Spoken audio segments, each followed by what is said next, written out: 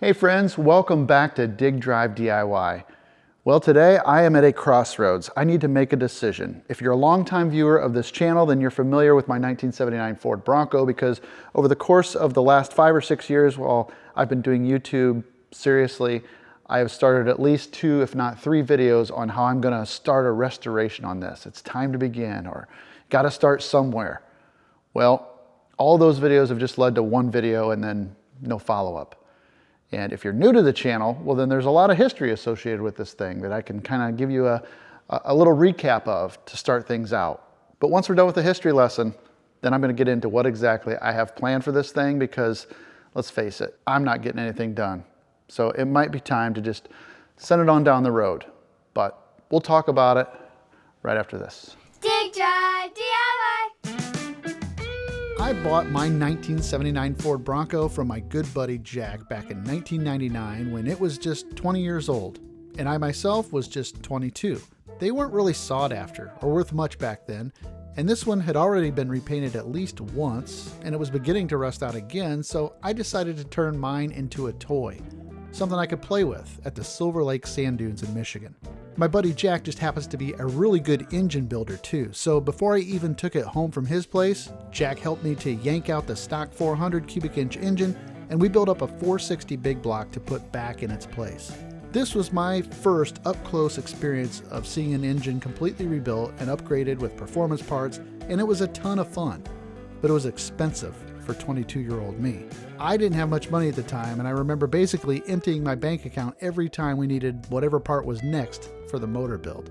But it was eventually worth it because we made one heck of a sweet dunes machine and a lot of great memories.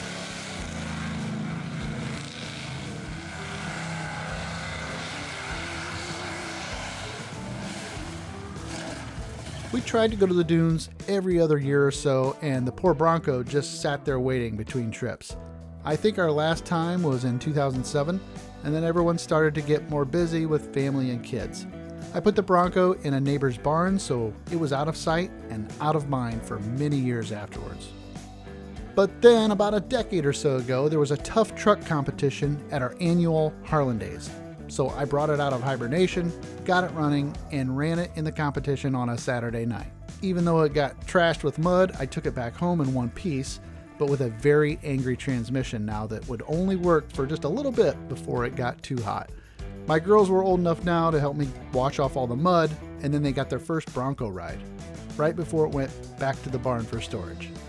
But now, more than ever, I had a hope for one day fixing it up and making it something we could enjoy cruising in. It was going to take a lot of work though, and a lot of money again.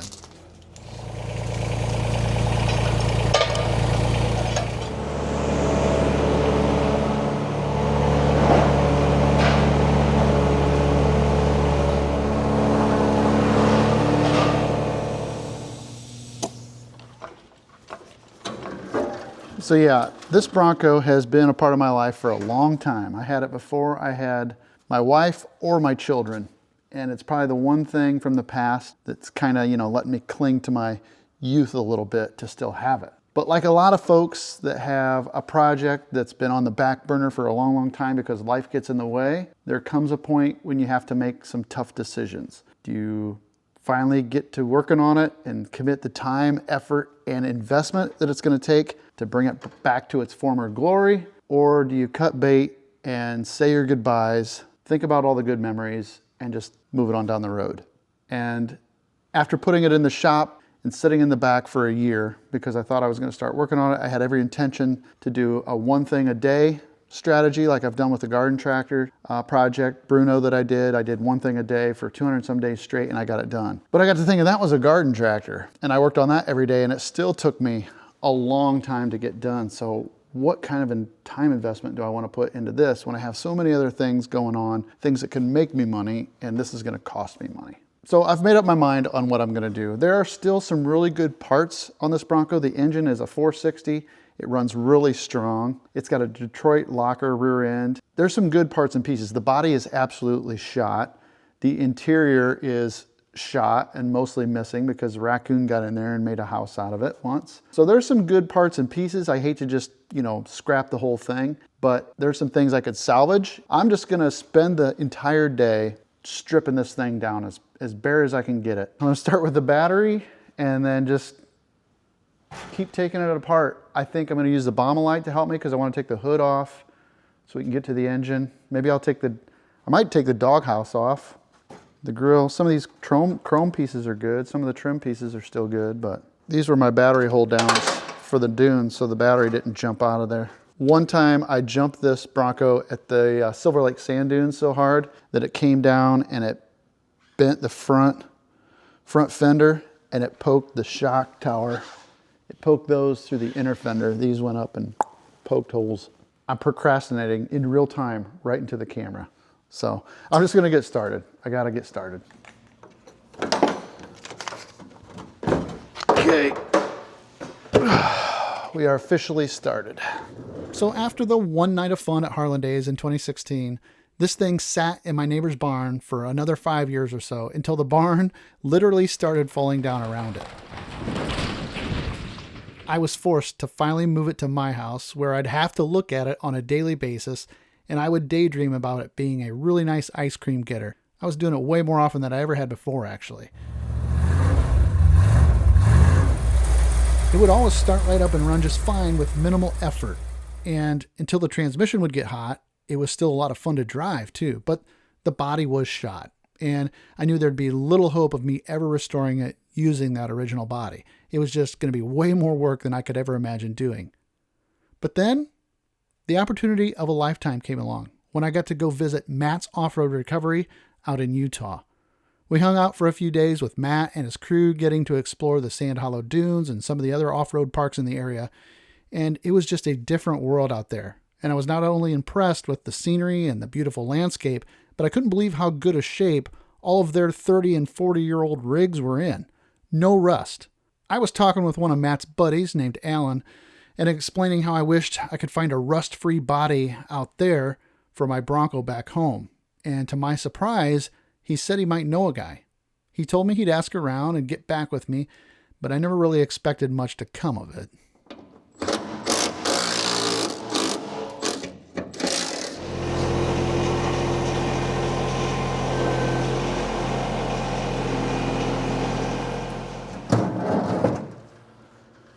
So I haven't used that Bombalite mini skid steer for very much yet. Actually, I've had a lot of other people borrow it and use it, and that's been working out great. Cousin Tony's used it, my brother has used it, but I think it's gonna come in super handy for this stuff because that just like that right there is a perfect example where I would have had to have help. My big skid loader is too big to get in here, and that thing was perfect. So I'm gonna see if I can tear this doghouse off and just see where the road takes me.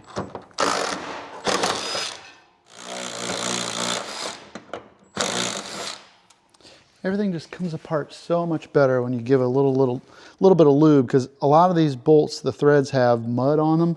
If you start to back them out with the mud, they get tight and then you fight them. So I've been finding that if I scratch the mud off and just give a little effort with the WD-40, the threads come right out. And it's also nice working with a bunch of 1/2-inch fasteners that are with the impact.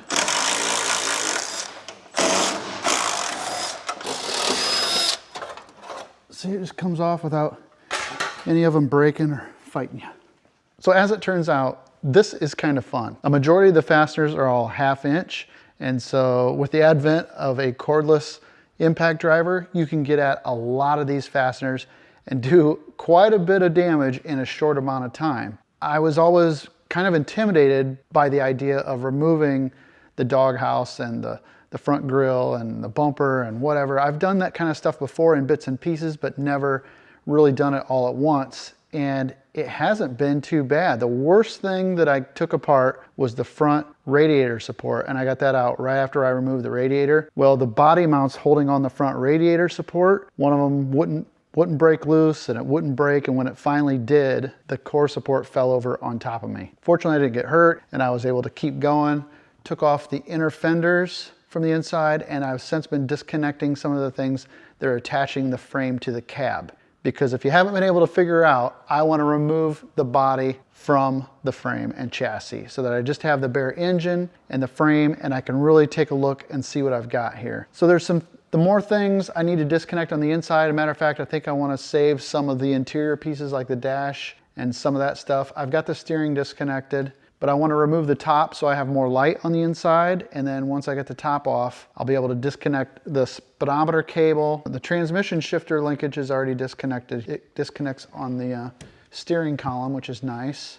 We'll see what we can do, and hopefully the goal is to get this thing all completely separated so I'm just down to the bare frame and engine, and then it'll be time to talk about what the plan is. So as it turns out, Matt's buddy Alan from Utah, well, he came through in a big way and found a rust-free body for me from Arizona.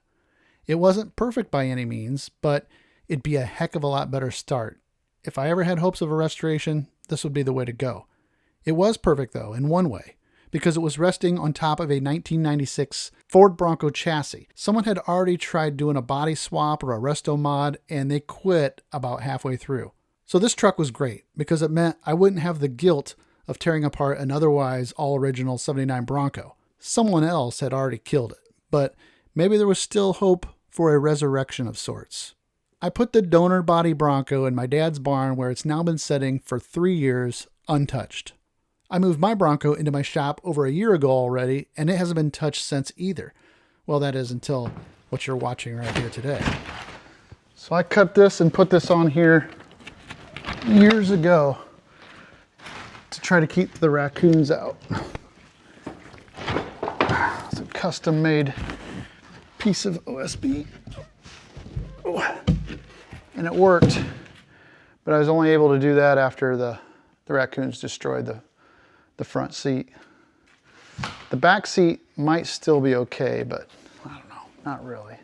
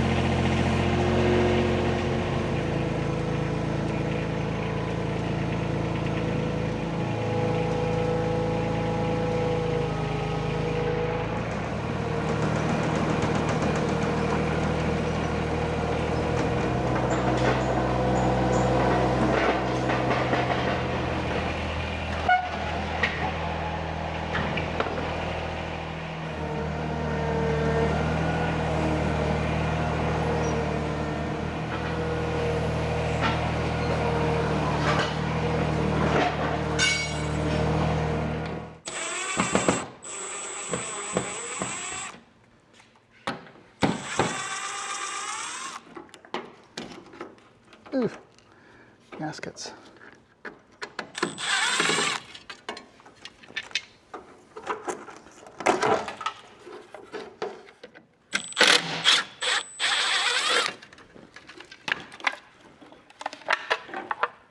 I had to fix this one because it was rusted out so bad, so I welded in a new piece from a different Bronco.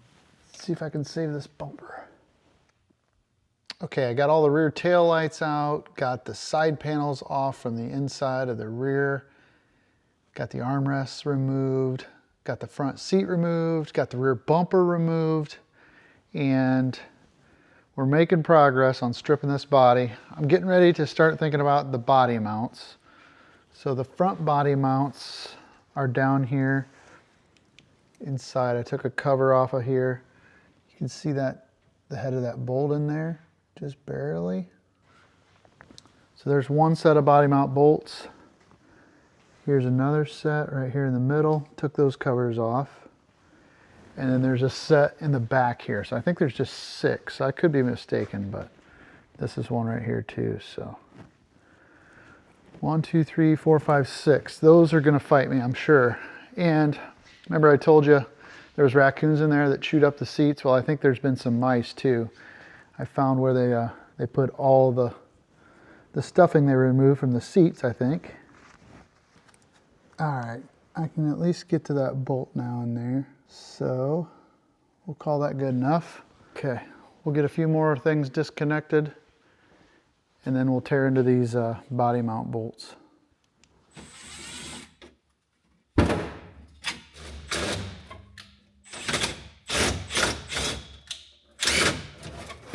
Okay, that's the spinometer cable disconnected. So I'm going to pull this spinometer cable through the firewall. There we go. Okay, that is the last thing that's attached, I think, to the cab to underneath. So, all right, I guess it's time to press our luck. See if those 6 body mount bolts will come out. And if they do, we'll try to rig something up and see if I can lift this off of here. This is my 1/2-inch long-handled snap-on ratchet. I always used to call Bertha.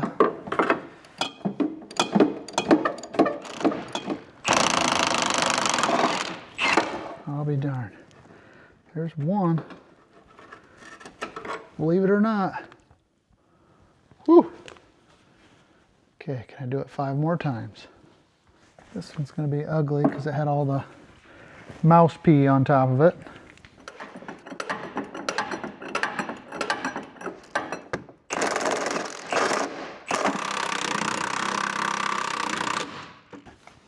Got it. All right, there's 2. Got it.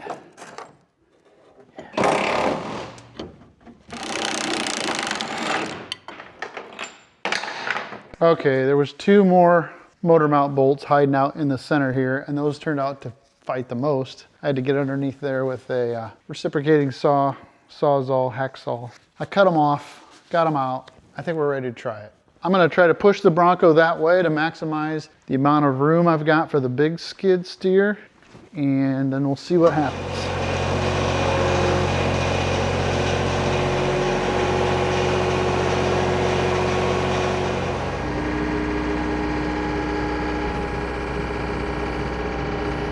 All right, I think this is gonna work just fine. Now, fortunately, this truck has a roll bar that's bolted to the body, so it's not bolted to the frame, but that means I can probably use the lift. So I can connect the forks from here to here, and then I'm gonna wrap something around the cab through the windows and lift with that other fork. All right, let's see what happens here. I don't know if I'm gonna have enough height at the top of the forks.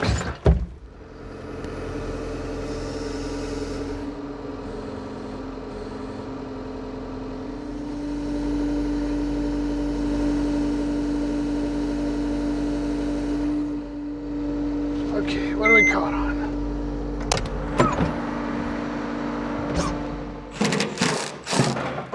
Yay, yay, yay.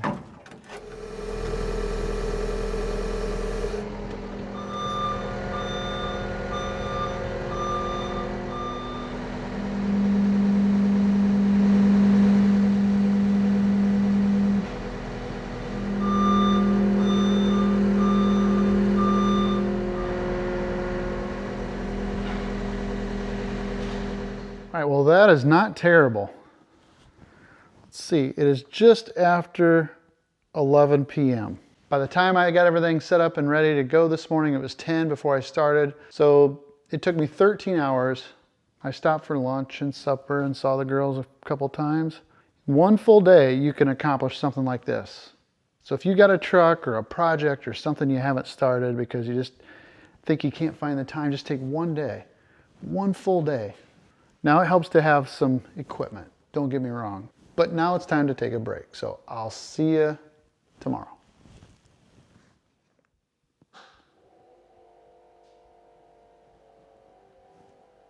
All right, so over the course of the next 5 or 6 days or so, I had a chance to just kind of look at the frame and scratch my head and think. And one thing that was bothering me was I have 2 flat tires. So in order to roll it around on the dollies, the tires almost have to have air in them because they push and roll off the dollies if they don't. So I took off the 2 tires that were flat. I ordered a couple tubes from Amazon, and then I packed everything up and headed over to my folks' place where my dad has a tire changer that's mounted in the shop. I actually bought it back when I was in high school off the local, it was a Peddler's Post. It was like an ad paper that you could buy once a week. And for $75, I bought this tire changer, and it has served us well over a long time. So Dad was able to help me pop the tires off the beads, and we stuck the tubes inside, got them aired up, and now I've got them mounted back up on the Bronco, and the Bronco is now comfortably sitting on all 4 dollies, and the chassis is ready to be cleaned up. I think I'm gonna roll this thing outside because I can pop it off the dollies now and roll it. And I'm gonna push it outside and see if I can get it cleaned up a little bit in preparations for the next step.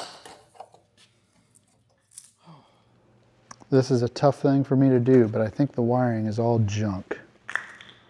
So we're just gonna get it out of here so it's not flopping around when we're trying to wash it.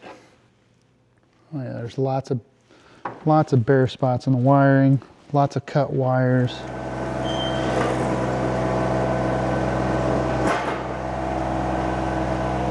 We finally got to the part of the video where I need to tell you what my plans are moving forward on this thing. Obviously, I spent a lot of time getting it completely torn apart, even pressure washed the frame. Thankfully, the frame's in pretty good shape, because around here it could be way worse. But my big plans for the Bronco are in fact to send it down the road. But I hope that it travels back to me too. Because I had a viewer reach out that was interested in helping me to bring this thing back to life. He emailed me back in July, I think it was. We were in Minnesota. I read the email and had a lot of time to think about it and was weighing my options back and forth. You know, this is something that I've always kind of wanted to do myself and fix up and restore. But the reality of it is that it's been sitting in here for a year, and I've owned it for over 25 years, and I haven't gotten it done yet. And things aren't looking good for the foreseeable future either. So I want to take an opportunity to introduce you to the viewer that has reached out and made a heck of an offer. Austin and his wife, Elizabeth. Austin and Elizabeth Clark, right? Yep. It's nice to finally meet you. Nice to meet you too. Let's get a little background. You guys have what you live in Vermont. We live in Vermont. I have a classic car restoration business. We've been restoring cars since 2008 is when I started my business originally. Really? And we moved to Vermont in 2023. Wow. And we've been doing it there now for the past 2 years, just the two of us. Just the two of you run the shop. Yep. So it's your shop and house. Shop and house all in one. Living the dream. That would be the dream. So you're able to just pick and choose what vehicles you want to do. Right. We're not really pressed on taking in every job that comes our way. Right, like your old shop was. Right. Like when you started a big shop and... We had a fairly large business and we would do a dozen restoration jobs like this a year. And now I do 2. Yeah, that's pretty awesome. So you guys were just watching, found the YouTube videos and decided to reach out, or how did you go about deciding to do that? We've been fans of the channel for at least a year now. And I always see the poor Bronco sitting in the background getting neglected. And I thought it'd be worth the opportunity to reach out to you and see if there's something we can do. Well, I appreciate it. I'm glad you did. Like I said, I probably left you hanging for a couple weeks, did I, or what? Yeah, it was a little while. We figured the email probably just got passed over in your box. I don't think I saw it right away, but when I did, I thought, well, I don't think that's something I'd probably do. But the more I thought about it, the more I chewed on it, the more I thought, this might be the opportunity, or the opportunity, you know, of a lifetime to get it done by someone that's a pro too. Well, because thank you. You got way more talent and skill than what I do. But so I appreciate you guys making the drive out here. They're going to take the chassis back and work on it. Austin and I will get into exactly what we're going to do here and fill you in on what the plans are for sure. Okay, so the plan is, originally, if I was going to do this myself, I knew that the body was completely shot. The original body, there was so much rust that to me it wasn't worth saving. And I had found that Arizona Bronco a couple of years ago now, which I thought was going to be a great fit. I would try to do some of the body work myself and paint it up, and just basically a body swap is all I was going to do. Paint the frame and then just have a Bronco that was somewhat rust-free and I could drive around and be happy with. But you, I think, have proposed a whole different level, and this isn't, we're going to do enough things that are, that's true. We're going to do enough things that this isn't a resto mod, because we're going to keep the 460 engine in there. Yep. But we are going to change enough of the factory components to make it more drivable, more more comfortable to drive in 2025 than what an Yeah. actual 79 Bronco would be, right? So what are the kind of the big ticket items that we can expect to be looking at? Starting from the bottom up, better brakes, better suspension, better shocks. Okay, yep, We're going to keep the 460 and the C6 automatic, but we're going to go to fuel injection, air conditioning, nice, better power steering, okay, modern Dakota digital gauges, okay, a nicer, quieter interior, yeah, and just make it an all-around better driving experience Yeah. than what a 79 Bronco typically feels like. right. Because, I've driven this a little bit on the road. I've never really had it street legal. So it was just a play machine that went to the dunes, and actually I just beat the snot out of it for about 10 years that I really used it. But when I did take it on the road for little bits and pieces, I thought, this is not something I want to spend any amount of time in on the road. So Right. we're going to kind of conquer that problem too. And that's something I wouldn't have necessarily been able to do on my own, just because I don't have that experience to do it. Whereas you've done a lot of these, right? Yeah, we've been doing a lot of old Ford trucks and Broncos for at least 10 years now. They've gotten really popular. Yeah, So the aftermarket has good parts available to fix the issues they used to have. right. A lot of guys would lift them to get big tires on them, but it doesn't necessarily make it drive any better. Right. Where now you could actually put a proper suspension under it with the correct shocks, get the geometry right to where the thing will drive nice, and you won't be worried about killing your family going down the road. Yeah, and that's important to me because I really have envisioned, I've had a lot of time to daydream ever since this all got started, and I'm picturing being able to drive it to the ballpark and go pick the girls up from school and just go out for a supper some night, Right. and feel comfortable doing that. So that to me is a big, big plus. And I really contemplated whether or not I wanted to have someone else helping me do this or doing it for me. And so I think we worked out a nice deal here, right? Yeah. So We're going to work on it together. we're going to work on it together. So obviously I stripped the body off of the frame, got it ready to go. Austin and Elizabeth are going to take it back to Vermont. And what's the first thing you're going to do on the chassis then? We're going to strip it right down to the bare chassis, pull the motor, tranny, transfer case, get the rear ends out of it, get all the suspension off of it, get all the old body mount brackets off of it. And then I'm going to sandblast the chassis, just clean bare metal. Yeah. And then from there, we'll get it in epoxy primer and paint and then start reassembling the suspension. Nice. And When you come up. That's when I'll come out. So I will, I've got a donor Bronco from Arizona that's a rust-free tub and in pretty decent shape. You and I went over and looked at it. Yeah. You thought it was... Very good, rust-free, clean body to start with. Yeah. So I will take that out and meet up with you to help reassemble the chassis and put all the components together. We'll do that in your shop. Yep. I'll leave the donor Bronco with you. Yep. I'll come back home and then you'll get to work on... Then I'll strip the donor body apart and get that sandblasted and start body work and paint work on that. And you could come back up when it's time to put the body on this chassis. Yeah, 5 years worth of effort. Is that how long it's going to take, or what do you think? No, I think 5 months of effort is more like it. Really? You think Yeah. I could be driving this next summer? For sure. Yeah.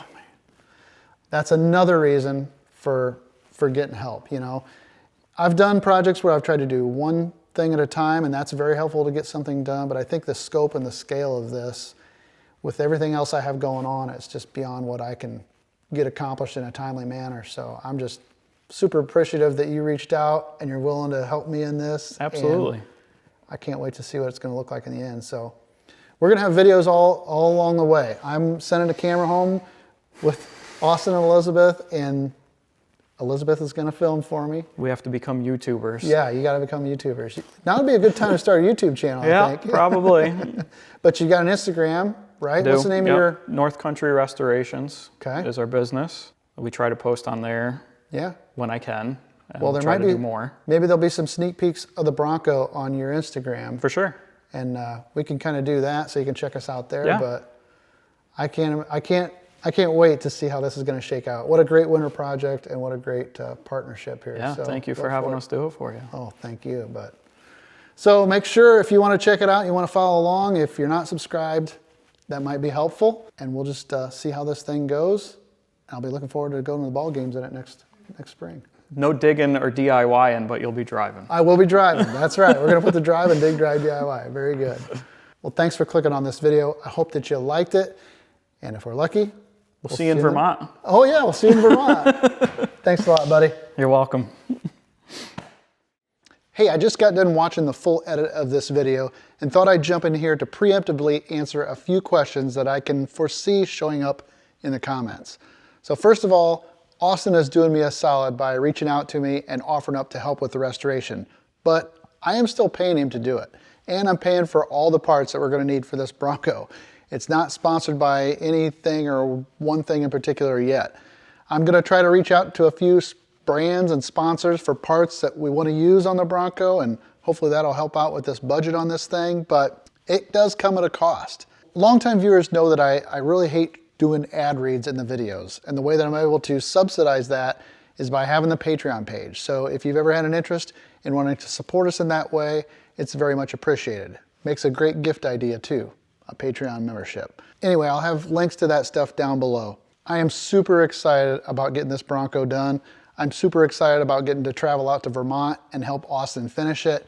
And I'm gonna document everything along the way. So even though I'm not doing it 100% myself, I think it's true to form because that's the way the Bronco started for me. Jack, my buddy, helped me to build the engine when I didn't know what I was doing. And I learned a lot. And there's a lot here that I kind of won't know what I'm doing, and I'll get to have Austin teaching me along the way as well. So I think it's gonna be a great partnership, just like the partnership of you guys chipping in and watching these videos and helping me to kind of realize a dream 25 years in the making. So I'm very thankful for that during this holiday season. I'm thankful for you guys watching every week, and just know that I appreciate it. So thanks so much for watching. We got a lot of part shopping to do because there ain't a whole lot on this thing that I'm going to be able to reuse. Not reusing this. Definitely not reusing this. Maybe we'll reuse those. And probably nothing in here.